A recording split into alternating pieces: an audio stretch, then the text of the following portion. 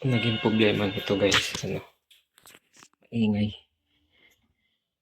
Maingay daw.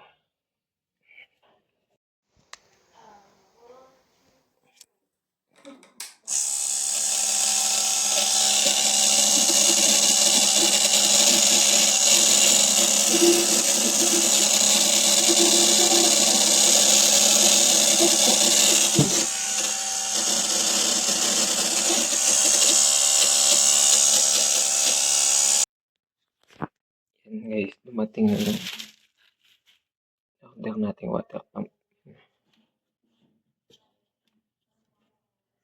Maingay na kasi yan.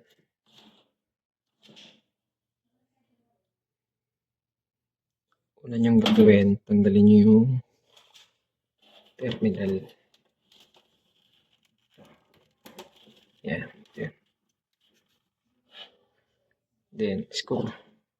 Yung apat. Tanggal yan. Tsaka nyo natanggalin tong hose. Guys, ang ginawa na pala natin, hindi natin tinanggal yung screw. Ayun o.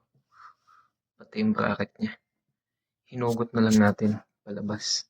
Pa-slide. Tapos, itong dalawang hose, tatanggalin nyo lang to.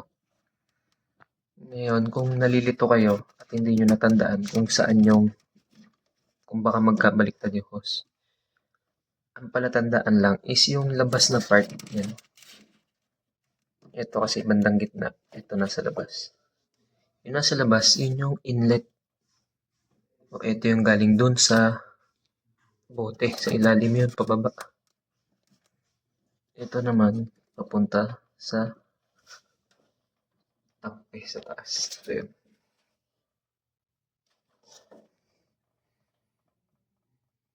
Okay, palitan natin.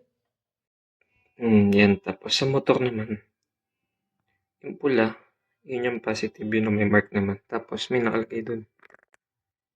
Positive. Yan, positive. Ganun din dito. May mark yan na yun. Positive. Ayan na guys, nakabit na natin. Ayan, bali nilagyan lang ulit natin yung cable tie. Binalik natin sa hose. Ayun na yung luma. Ngayon, testing muna tayo. Ayan yung tubig ko. Nasa 1.5.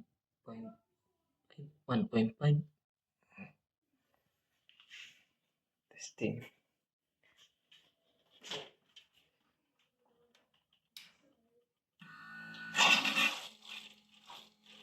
Ayan na, humihigop na. Bilis oh.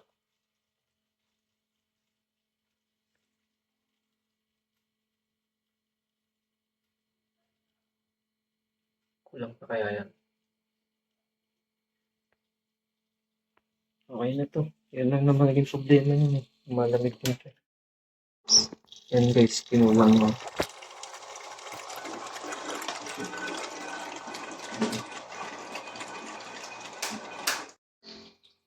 Yan guys, another 1.5 ulit. Kulang na kanina.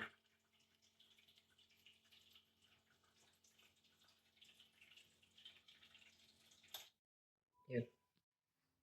Tumingil na. Nasa 1.1. Natira. Mga almost 2 liters pala laman nito. Kaya tumigil na. Tingnan natin. Paganahin natin yung yan. Wala namang problema yung hot and cold nito. Maingay lang yung pump niya. Testing natin mag-dispense. Galing. Maligam-gam agad. So, okay.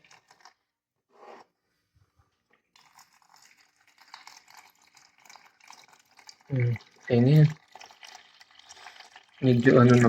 Titingnan niyo yung tubig. May mga lumot na. Na-stuck kasi ito eh. Ayun, gumana na ulit.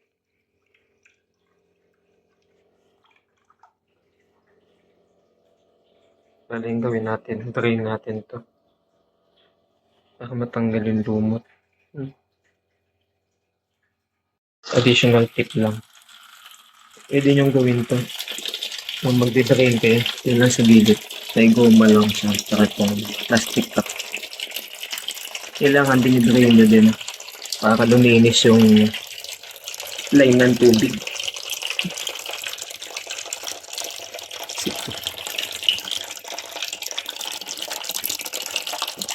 Yan.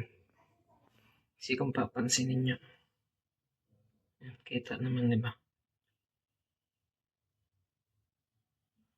Ayaw naman natin uminom ng ganyan.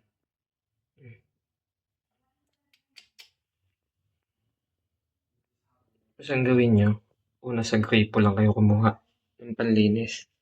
Pag medyo konti na yung lumalabas na dumi, ito na. Gamit na kayo ng mineral. Tapos pagganahin nyo ulit. Yan. Pwede gawin nyo dyan. Gawin nyo sa harap. Ito. Tuloy-tuloy lang. Kahit mga 3 beses.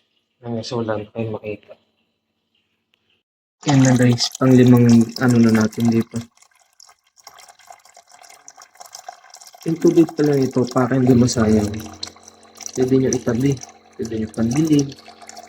Kung itapon, syempre, sayang yung tubig. Yan, okay no. Wala na. Kung nakatulong tong video natin na to, please like, share, and subscribe. Salamat.